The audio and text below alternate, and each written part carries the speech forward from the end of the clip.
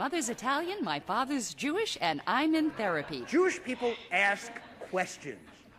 Who, what, where, why, how much of a discount? Jokes kept coming. It's so funny. I love it. Well, our next guest is the star of a one-man comedy show with a title like nothing you've ever heard before. It's called My Mother's Italian, My Father's Jewish, and I'm in Therapy. Please welcome Peter Fogel. Good morning. Thank you. Best title ever.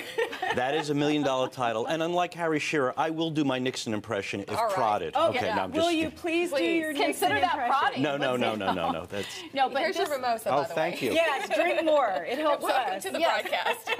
It's a party. And tell us about your show. Well, it was written by the wonderfully gifted Steve Solomon. It's Steve Solomon's life story about growing up in a diverse cultural background. His mother was Italian, really. His father's Jewish. And he's in therapy. They drove him nuts.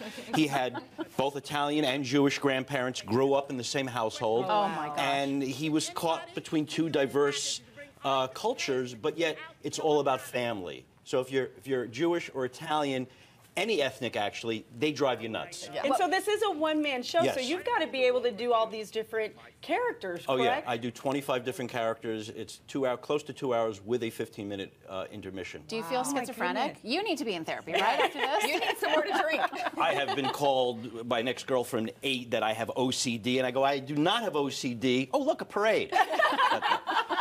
Do you interrupt yourself a lot? Yes, and I have 2 shows today, Wednesday at 7 o'clock and one at 2 o'clock in the afternoon. So what are some of the funniest stories that came out of his story? Well, it's, you know... Funniest situations. The father met the mother in World War II while he was stationed over there as a young man. He came from Russia, and the mother's from Palermo, Italy. So they constantly fought growing up. You know, it got to the point where my father... my mother was busting his chops so much time, my father was looking at his burial plot as a vacation getaway. And one day my father just snapped, "That's it, I can't take this no longer, I'm out of here, goodbye." You go out that door, you'll go for good. Oh, I'm going for good, you'll see. Go, go, go! And I wish you a long and a painful life. What, now you want me to stay? So it's constantly going back, and they compare the... Yeah, our executive producer, Stuart, says it sounds like his parents a little bit. It's like a reality show, you know, in a play, you know, with one person doing all these different characters, because it's real life, and I'm sure there are people out there who are going to be able to identify with that. Constantly. Yes. I've had African Americans. We've had East Indians come up going, "I loved your bit about Dr. Patel.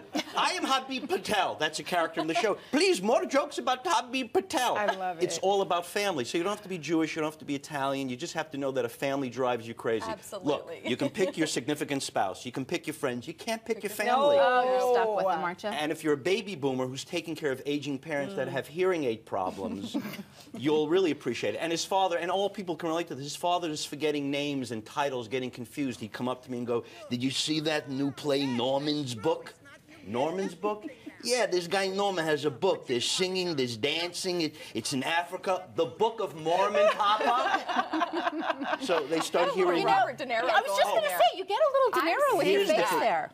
Uncle Paulie looks like Robert De Niro. He intimidates most people. So when he's trying to get Stevie's attention at a party, he's going, "Whoa, Stevie.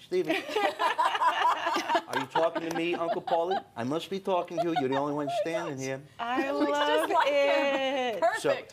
So and when we did this show in Providence, Rhode Island, which is very heavy Italian, they carried me off on their shoulders. They loved it. So, but again, you don't have to be Jewish or Italian. You just have to know the show is about family. And Regis Philbin saw this on Broadway 12 years ago. "I love this show. You got to see it. I love it. I'm stressed out. My feet don't even reach the ground." So I want to ask you the same thing. Amy has that problem sometimes. The same thing that we asked Harry, which is, when did you realize that you had a knack for this, that you had this talent, and how did it sort of make its way into a career for you? Well, I did many voiceovers for many years, American Express, Mazda, a lot of radio stuff. I was a middle child, and when you're a middle child, you're forgotten. Right and here. you did little voices. I would do Nixon. I would do James Cagney, all dead people. I do impressions of dead people, get their attention. So I always had the voices. And Steve, needed an actor who could do all. This is not a stand-up show. This is a theater piece, real set. There's a story. He treats the audience as if it's his therapist. So he's letting everything out. You're seeing everything that goes on in his life and the frustrations. And that's why people come up and are like grabbing you. This is my family. How did you know my family? Have his parents seen the show, or are his No, parents his parents still are alive? no longer with us, but he brings all the people to life. Like Carmine from Brooklyn. Not a lot of people know this, but Carmine invented the word "yous" and the associated plural "uses."